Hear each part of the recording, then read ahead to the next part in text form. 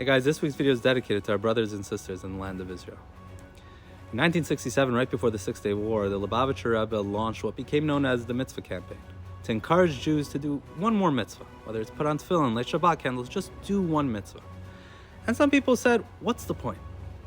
It's one thing if you learn with somebody and they appreciate what they're about to do and they appreciate the mitzvah and they understand why they're doing it. What's the point in stopping total strangers on the street and encouraging them to do a mitzvah? And let's say they do it. Let's say you tell them it's for Israel and they feel guilty and they do it. What impact have you had? They go on with their day. What lasting impact happened?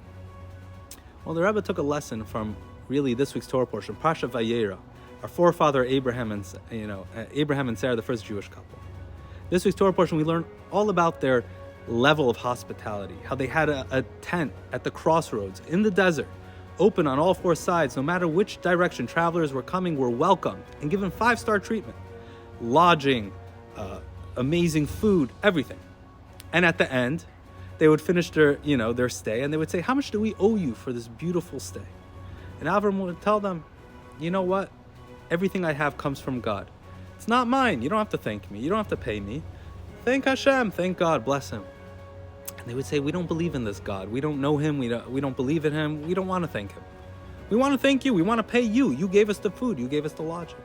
And Avram would give them a bill. Okay, you say it's my food? Okay, here's the bill. And it would be a huge bill. It's a 5-star resort in the middle of the desert. And they would take one look at the bill and they would say, oh, okay, well, bless your God. We'll bless your God. Again, what's the point? What was Avraham accomplishing? They have no idea. They don't want to do this. It's almost like manipulating them into bless God. What impact would there have? Avraham understood 2 things about somebody doing a mitzvah. Number 1 is even if somebody does one mitzvah their entire life, there's infinite value in that mitzvah. We should never underestimate the power, the spiritual power there is in somebody doing a mitzvah, even if it's only one. But it's even more than that. Avram understood the power of, what they call now experiential Judaism, which is this idea of you can learn with somebody all about mitzvah till you're blue in the face. And it sounds really nice. And they say, it sounds so wonderful, but it's not for me. It's too hard. But if they just do it once, without even knowing much about it, it changes everything. Because you could study and never, ever actually do it.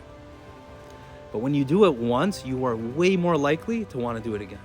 Suddenly you're like, you know what? That wasn't so bad. It wasn't so hard. I actually feel good.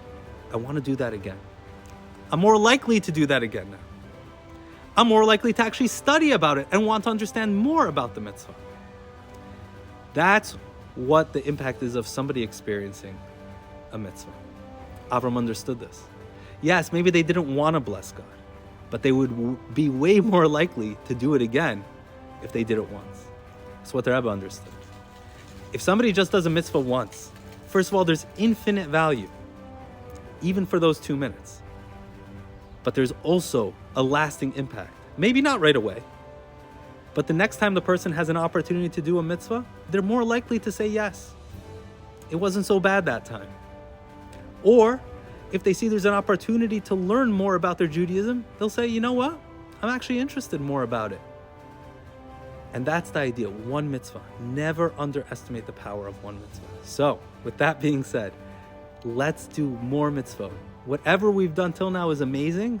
Let's do another. Add something today. Add something tomorrow. Add something on Sunday, Monday, Tuesday. Let's keep adding a mitzvah for our brothers and sisters in Israel. You see, I did it. And also for you and for God. Shabbat Shalom.